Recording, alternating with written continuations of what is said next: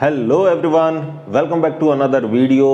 तो बच्चों, कृषि रसायन के क्लास 12th के यूनिट फर्स्ट के लेक्चर में आप सभी का एक बार फिर से स्वागत है। तो दो क्लासें हम पढ़ चुके हैं, आज हम बात करेंगे लेक्चर नंबर 3 की। दो क्लासों में हमने छोटे छोटे एक एक नंबर के क्वेश्चन किस तरीके से पूछे जाएंगे, एग्जाम में किस तरीके से क्वेश्चन पूछे गए हैं, उनके बारे में हमने डिटेल से पढ़ लिया था। ठीक है, आज की जो हेडिंग है, या मैं बोलूँ आज का जो पूरा क्लास है अपना, आज की जो पूरी क्लास है, उससे आपको 1 नंबर का भी क्वेश्चन मिल सकता है एग्जाम में और 2 नंबर का भी क्वेश्चन मिल सकता है। स्ट्रॉन्ग पॉसिबिलिटी है कि इस बार आपको वहां से क्वेश्चन मिलेगा ही मिलेगा, क्योंकि 2018 में यहां से क्वेश्चन नहीं आया है, 2019 में यहां से क्वेश्चन नहीं आया है। तो आज की क्लास से स्ट्रॉन्ग पॉसिबिलिटी है कि 2020 में आपको यहां से क्वेश्चन मिलेगा ही मिलेगा। ठीक है, तो चलिए स्टार्ट करते हैं टॉपिक को। ठीक है, तो आज का टॉपिक है हमारा पृष्ठ मृदा और अवमृदा। ठीक है, पृष्ठ मृदा किसे कहेंगे, अवमृदा किसे कहेंगे, इस चीज को समझते हैं। ठीक है, देखो जो पृष्ठ मृदा है, एक सेकंड में आपको हेडिंग को भी दिखा देता हूं, ये रही आपकी हेडिंग। ठीक है, जो पृष्ठ मृदा है, वो पृष्ठ मृदा तो क्या होती है, मृदा की ऊपरी सतह जिस पर हम कृषि योग्य काम करते हैं, तथा ऊपर से जो नीचे तक का 15 सेंटीमीटर की जो लंबाई है, वहां तक की जो मृदा है उसको हम क्या बोलेंगे, पृष्ठ मृदा। यानी मृदा की सतह से 0 से 15 सेंटीमीटर तक की लंबाई को हम क्या बोलते हैं, पृष्ठ मृदा बोलते हैं। और पृष्ठ मृदा के नीचे की जो मृदा है उसे हम क्या बोलेंगे, अवमृदा। ठीक है, ऊपरी मृदा हो गई आपकी पृष्ठ मृदा, और पृष्ठ मृदा के नीचे की जो मृदा की सतह है वो आपकी क्या हो गई, अवमृदा। ठीक है, तो पृष्ठ मृदा और अवमृदा में क्या क्या अंतर है, किस तरीके से एग्जाम में क्वेश्चन आएगा, आपको उस चीज को मैं आपको बताता हूं। देखो, आपको एग्जाम में डायरेक्ट क्वेश्चन बोलेगा कि पृष्ठ मृदा व अवमृदा में अंतर दीजिए। तो आपको अगर 1 नंबर का अंतर पूछा है तो आपको कोई 4 अंतर लिख देने हैं, और अगर आपको 2 नंबर में क्वेश्चन पूछा है तो ये जितने भी अंतर आपकी बुक में लिख रहे हैं ये सारे आपको लिखने। ठीक है, एक एक करके हम एक एक अंतर को बड़ी बारीकी से समझते हैं। देखो, पहला अंतर क्या है, यह पूर्ण रूप से अपक्षयित है। पूर्ण रूप से कैसी है, अपक्षयित होती है। अपक्षयित का मतलब बिल्कुल जो इसके कण हैं वो एक दूसरे में मिले हुए हैं, एक दूसरे में बिल्कुल प्रॉपर मिले हुए हैं। जो कणों की संरचना है वो बहुत छोटी छोटी दानेदार संरचना है। अपक्षयित का मतलब पूरी तरीके से नष्ट हो जाए। नष्ट हो जाने का मतलब यहां से क्या है, जो ऐसे नहीं है कि मोटे मोटे मिट्टी के डंठल पड़े हैं या मोटे मोटे यहां पर टुकड़े पड़े हैं। जो मृदा है वो एक दूसरे में पूरी तरीके से कैसी है, मिल चुकी है। कणों की संरचना कैसी है, बिल्कुल बारीक बारीक छोटे छोटे कण है, पूर्ण रूप से अपक्षयित संरचना होती है। और जबकि अवमृदा की हम बात करें तो अवमृदा की संरचना में क्या लिखा है कि यह आंशिक अपक्षयित होती है। यानी यहां पर जो कण हैं वो आपको मोटे मोटे कण भी मिल सकते हैं। जैसे खुदाई करोगे, जैसे नीचे नीचे मिट्टी में आप खुदाई करते हुए जाओगे तो आपको कंकड़ मिलना, बड़े बड़े पत्थर मिलना स्टार्ट हो जाएगा। तो हम क्या बोलेंगे कि यह पूर्ण रूप से अपक्षयित नहीं है। यह कैसी अपक्षयित है, आंशिक अपक्षयित है। पॉइंट 1 समझ में आ गया। चले पॉइंट नंबर 2 पर। चलो ठीक है, पॉइंट नंबर दूसरा देखो। दूसरा पॉइंट क्या बोल रहा है कि इस मृदा में वातन अच्छा होता है, मृदा वायु एवं वायुमंडल के बीच गैसों का आदान प्रदान अच्छा होता है। ठीक है भाई, जाहिर सी बात है, पृष्ठ मृदा कहां होती है, मृदा की ऊपरी सतह। तो अब यहां जो ऊपरी सतह पर जो मृदा है, और ऊपरी सतह मृदा सबसे अच्छी संपर्क में किसके आएगी, वायुमंडल के। भाई सबसे अच्छे संपर्क में किससे आएगी, वायुमंडल के संपर्क में आएगी। क्यों, क्योंकि जो ऊपरी मृदा है वो जस्ट संपर्क में होगी किसके, वायुमंडल के। ठीक है ना, तो वहां से गैसों का आदान प्रदान कैसा होगा, अच्छा होगा। यहां से गैसों का आदान प्रदान कैसा होगा भाई, अच्छा होगा। और अब एक मिट्टी की ऊपरी सतह है तो वहां तो गैसों का आदान प्रदान कैसा हो रहा है, अच्छा, डायरेक्ट किसके, हवा के संपर्क में आ रही है। तो इसके अंदर मृदा वायु की मात्रा भी कैसी होगी, अच्छी। लेकिन इस मृदा के जो नीचे की मृदा है वहां तक हवा पहुंच पाएगी क्या, आप मुझे बताओ। अरे भाई ऊपरी सतह, वहां तो हवा आसानी से पहुंचेगी क्योंकि हवा वायुमंडल ऊपरी सतह इसके संपर्क में। लेकिन इस मिट्टी के जो निचली सतह है, क्या उस तक वायुमंडल की वायु पहुंचेगी, नहीं पहुंचेगी। आप बोलोगे कि सर वायुमंडल की जो वायु है वो मिट्टी की ऊपरी सतह तक ही रह जाएगी, निचली सतह तक नहीं पहुंचेगी। तो कहने का मतलब जो मृदा वातन है वो कहां पर अच्छा होगा, मृदा की ऊपरी सतह पर। और जो मृदा वातन की मात्रा जो कम होगी वो किसमें होगी, अवमृदा में। ठीक है, तो दूसरा पॉइंट क्लियर है। देखो साफ साफ लिख रहा है कि इस मृदा में मृदा वातन की मात्रा अच्छी पाई जाती है, मृदा और वायुमंडल के बीच गैसों का आदान प्रदान अच्छा होता है। और यहां पर देखो हमने क्या लिख रहा है कि इसमें मृदा वातन अच्छा नहीं होता, क्योंकि वायुमंडल की जो वायु है वो इस मृदा की सतह तक नहीं पहुंच पाती। ठीक है, और गैसों का आदान प्रदान भी कैसा होगा, कम होगा। ठीक है, अगले पॉइंट की तरफ चलते हैं। तीसरा पॉइंट देखो, तीसरा पॉइंट क्या बोलता है कि इस मृदा में कार्बनिक पदार्थों की मात्रा अधिक होती है। ठीक है, क्योंकि जो भी कार्बनिक पदार्थ आप डालोगे वो कहां डालोगे, मिट्टी की ऊपरी सतह में। ऐसा तो है नहीं कि हम खुदाई करके निचली सतह में डालेंगे। भाई जो भी कार्बनिक पदार्थ क्या है, पेड़ पौधों के सड़े गले अवशेष, जीव जंतुओं के अवशेष, वो सारे अवशेष कहां पर आएंगे, मिट्टी की ऊपरी सतह पे ही तो आएंगे। तो मिट्टी की ऊपरी सतह पर आएंगे तो कार्बनिक पदार्थ की मात्रा भी कौन सी सतह पर बढ़ेगी, ऊपरी सतह पर बढ़ेगी। तो तीसरा पॉइंट हमारा क्लियर है कि जो मृदा में कार्बनिक पदार्थ की मात्रा है वो किस मृदा में ज्यादा होती है, पृष्ठ मृदा में ज्यादा होती है। और अवमृदा में कार्बनिक पदार्थों की मात्रा कैसी हो जाएगी, कम हो जाएगी। ठीक है, तो तीसरा पॉइंट हमारा यहां से क्लियर है। चौथा पॉइंट देखो, चौथा पॉइंट क्या बोल रहा है कि इस मृदा में सूक्ष्म जीवों की क्रियाशीलता अधिक होती है। भाई जो सूक्ष्म जीव पढ़ने हैं, जो आपने सड़ा गला अवशेष डाला है उसको खाएंगे कौन, कीट पतंगे जो भी खाएंगे वो कौन सी सतह पर खाएंगे, मिट्टी की ऊपरी सतह पर खाएंगे। तो जो जीवाणु हैं, जो सूक्ष्म जीवाणु हैं, उनकी क्रियाशीलता भी कौन सी सतह पर बढ़ेगी, ऊपरी सतह पर बढ़ेगी। आप किसी चीज को सड़ा देते हो, जैसे आपने बोरी ली और बोरी को गीला करके आपने एक जगह पर पटक दिया, जूट की बोरी को, तो थोड़े समय बाद आप क्या देखते हो, उसमें से सड़ान आने लगती है, धीरे धीरे उसमें कीड़े पड़ जाते हैं। तो वो कीड़े कहाँ से पड़े, ऊपरी सतह पर ही तो पड़े, ऐसा तो है नहीं निचली सतह पर पड़े। तो जो भी सूक्ष्म जीवों की क्रियाशीलता है वो कौन सी सतह पर ज्यादा होती है, ऊपरी सतह पर ज्यादा होती है। यानी हम कह सकते हैं कि पृष्ठ मृदा में सूक्ष्म जीवों की क्रियाशीलता भी कैसी होती है, अधिक होती है। और अवमृदा में सूक्ष्म जीवों की मात्रा भी कैसी पाई जाती है, कम पाई जाती है। कुछ ही सूक्ष्म जीव ऐसे होते हैं जो मिट्टी की बिल्कुल गहराइयों में जाकर रहते हैं। बाकी मोस्ट ऑफ द, मैं बोलूं अगर 95% अगर सूक्ष्म जीवाणुओं की बात करूं तो वो कौन सी सतह में रहेंगे, ऊपरी सतह में रहेंगे। ठीक है, निचली सतह में बहुत ही कम मात्रा में सूक्ष्म जीवाणु पाए जाते हैं। तो देखो यही बात हमने बोली है कि यहां पर सूक्ष्म जीवों की संख्या और उनकी क्रियाशीलता कैसी होती है, ज्यादा होती है। और यहां पर हमने क्या लिखा कि इनकी संख्या भी कम होती है और क्रियाशीलता या सक्रियता भी इनकी कैसी हो जाती है, कम हो जाती है। भाई ऊपरी सतह पर ज्यादा रहेंगे तो क्रिया भी कहां करेंगे, ऊपरी सतह पर ही ज्यादा करेंगे। और नीची सतह पर सूक्ष्म जीवाणु भी कम है तो क्रियाशीलता भी कैसी हो जाएगी, कम हो जाएगी। क्रियाशीलता क्या है, उनके काम करने की शक्ति। ठीक है, अगला देखो पांचवा पॉइंट क्या बोल रहा है, यह उपजाऊ मृदा है। ये कैसी है भाई, उपजाऊ मृदा।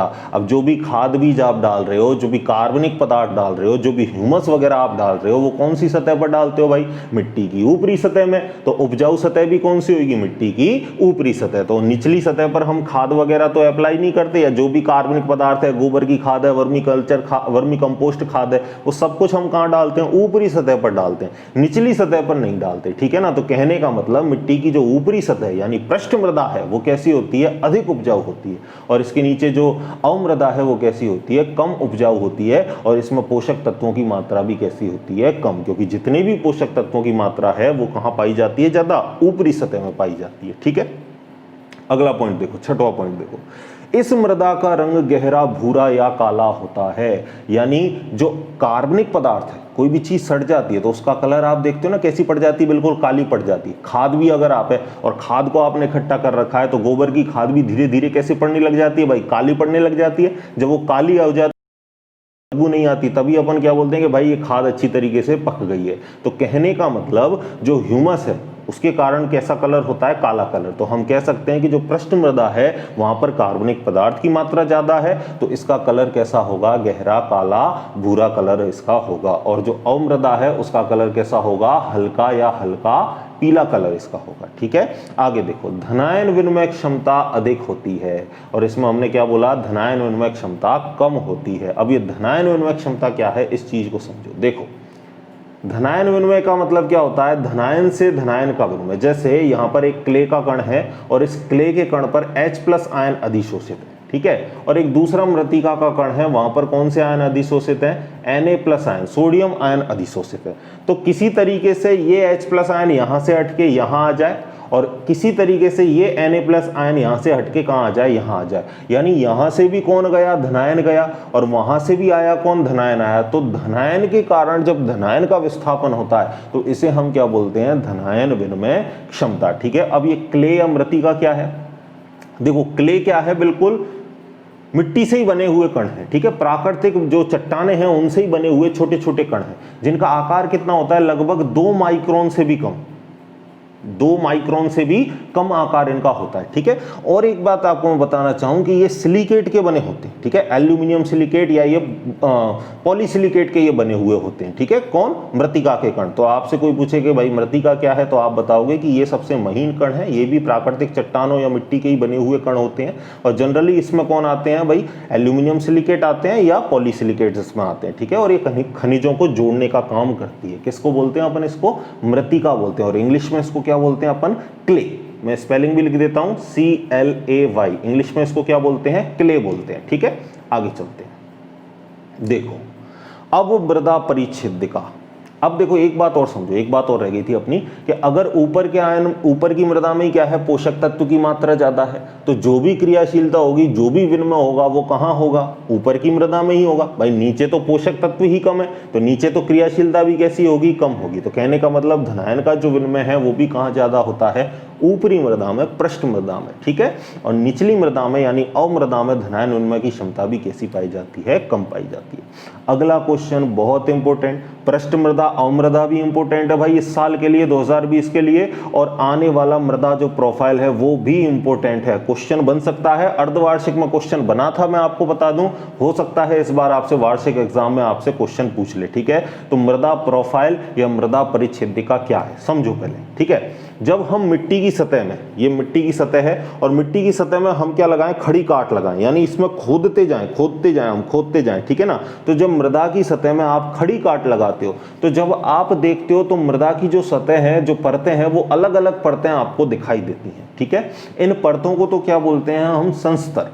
और प्रत्येक संस्तर अपने ऊपर वाले संस्तर से कैसा होता है? अलग होता है, ठीक है। जो प्रत्येक जो परत है वो अपने ऊपर समानांतर जो परत स्थित है उससे कैसी होगी? अलग होगी, ठीक है। तो और इन परतों को हम क्या बोलते हैं? संस्तर। और इस पूरे संस्तरों के समूहों को, जितने भी संस्तर पाए जाते हैं, इनके समूहों को हम क्या बोलते हैं? मृदा परिच्छेदिका या मृदा प्रोफाइल, ठीक है। कितने संस्तर पाए जाते हैं भाई मिट्टी में? तो मिट्टी में टोटल 5 संस्तर पाए जाते हैं, ठीक है, जिनको हम कुछ O, A, B, C और R भागों में हम बांट देते हैं। अब इनके भी कुछ उपसंस्तर होते हैं, ठीक है, एक एक करके उनको देखते हैं। आपसे क्वेश्चन कैसे पूछा जाएगा? डायरेक्ट आपसे क्वेश्चन पूछेगा कि मृदा प्रोफाइल क्या है, इसकी संरचना दीजिए, इसका नामांकित चित्र बनाइए, ठीक है। तो आपको नामांकित इसका चित्र बनाना पड़ेगा, ठीक है। देखो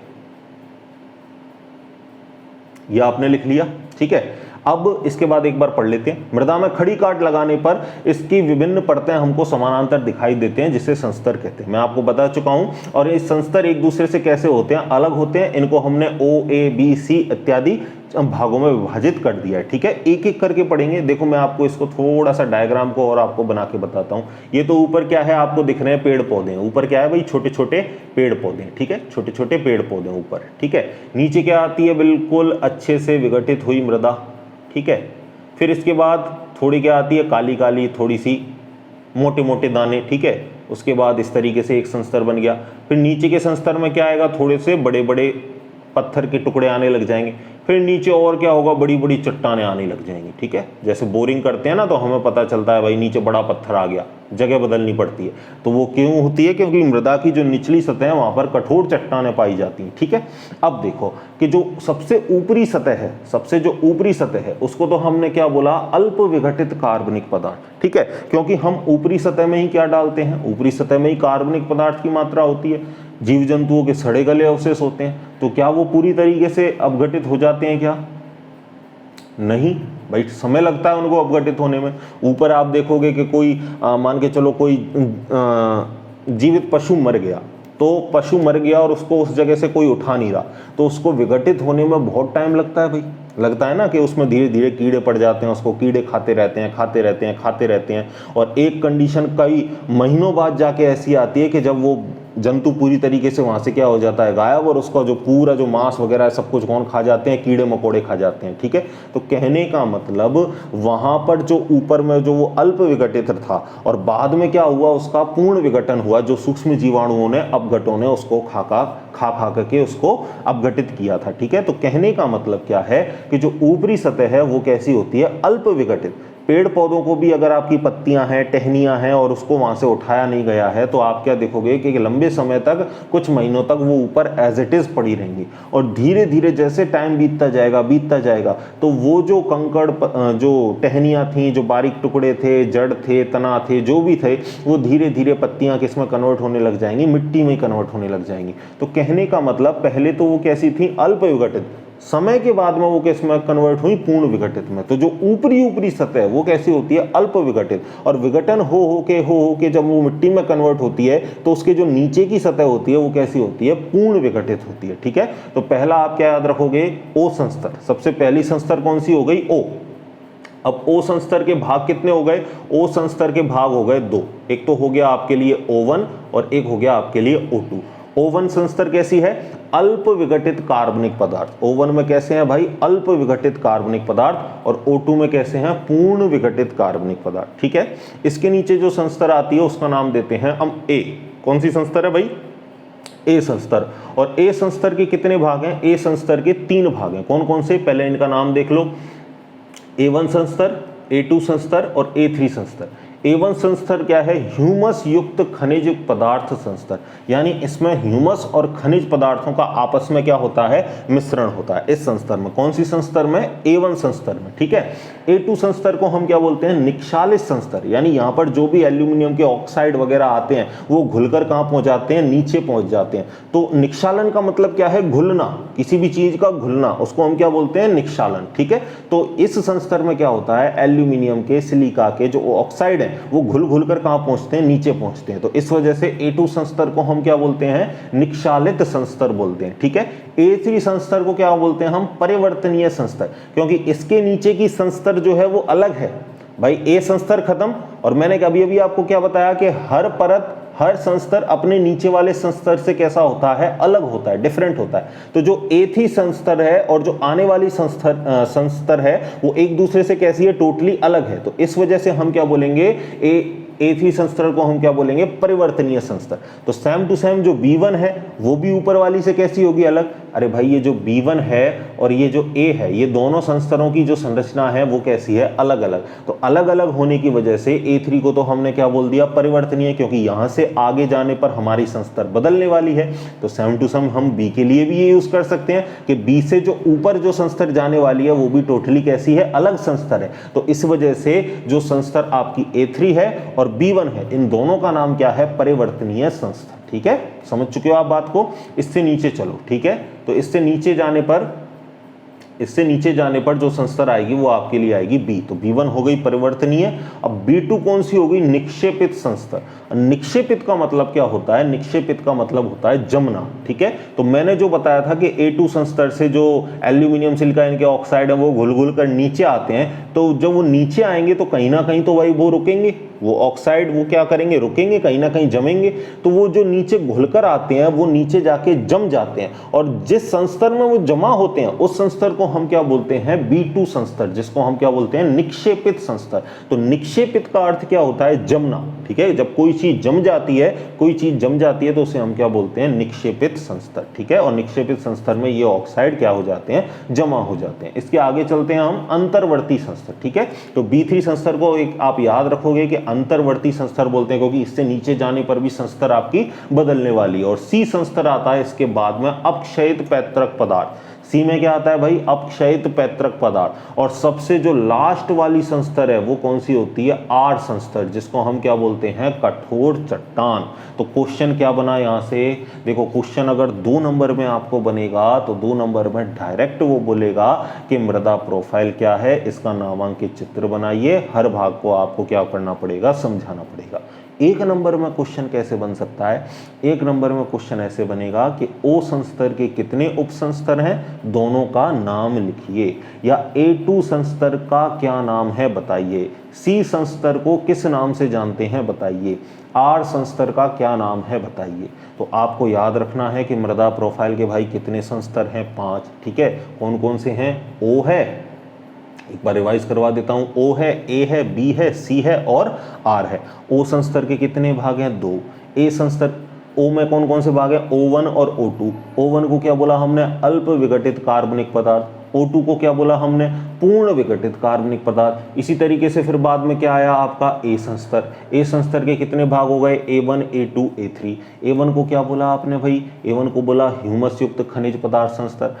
A2 को क्या बोला आपने, निक्षालित संस्तर, यहाँ से क्या होते हैं ऑक्साइड घुल घुल कर कहाँ जाते हैं नीचे। A3 को क्या बोला आपने, परिवर्तनीय संस्तर। इसी तरह आपने B1 को क्या बोला, परिवर्तनीय संस्तर। इसी के बाद अगर आपसे पूछ ले कि B को कितने भागों में बांटा, तो B के कितने उपसंस्तर हैं, दो। कौन कौन से, B1 और B2। B2 का क्या नाम दिया आपने, निक्षेपित संस्तर। सॉरी, B के कितने भाग हैं, 3। और फिर आ जाता है आपका B3। तो B3 के कितने हो गए, B3 का नाम क्या हो गया, B3 का नाम हो गया अंतर्वर्ती संस्तर। फिर इसके बाद आ गया C को क्या बोला आपने, अपक्षयित पैतृक पदार्थ। और इसके बाद R आया, R को क्या बोला, कठोर चट्टान। यानी नीचे नीचे कौन सी चट्टानें हैं भाई, कठोर चट्टान। ठीक है, मृदा प्रोफाइल सारी चीजें क्लियर है, डायग्राम अच्छे से समझ में आ गया। ठीक है, आगे चलते हैं। देखो आगे यही बात जो मैंने आपको समझाया है वो सारी बातें इसमें है कि O1 संस्तर को आप O1 में जो O1 पहली वाली है उसमें जो भी चीज़ें आप उनको आंखों से देख सकते हो, जीव जंतुओं के जो अवशेष पड़े हैं, जो पेड़ पौधों के अवशेष पड़े हैं, वो आप नग्न आंखों से भी देख सकते हो। ठीक है,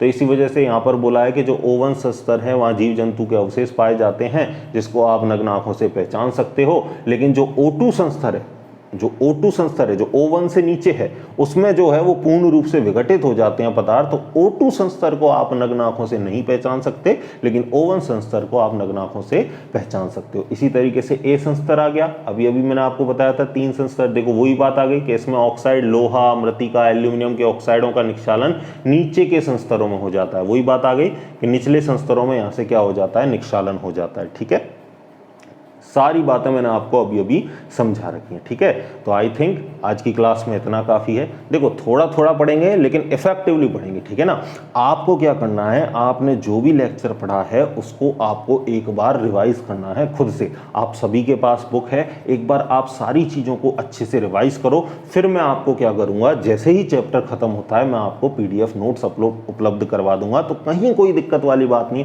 आपका 1 नंबर का क्वेश्चन भी नहीं रहेगा। मैं आपसे डेफिनेटली बोल सकता हूं कि जो भी आप पढ़ रहे हो वहां से आपका आधा नंबर भी नहीं कटेगा। सारी चीजें आपको बताऊंगा, A to पॉइंट बताऊंगा, एग्जाम में कैसे क्वेश्चन आते हैं वो भी आपको बताऊंगा। तो बेफिक्र रहिए। इसी के साथ मिलते हैं अगले लेक्चर में, तब तक पढ़ते रहिए, खुश रहिए, धन्यवाद।